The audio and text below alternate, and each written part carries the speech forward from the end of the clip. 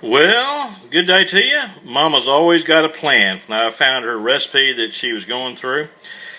I was at the Kroger store that's in our neighborhood, and they didn't have the jalapeno apricot jelly or preserves, but they did have the regular preserves, so we're going to have to spice them up with our own jalapenos.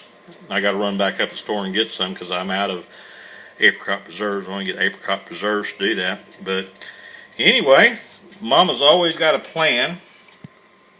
And anyway, that's the dipping sauce. And there you go. So anyway, I gave Mom a call. She's at the post doing her bookwork and stuff. And that's an update on the recipe.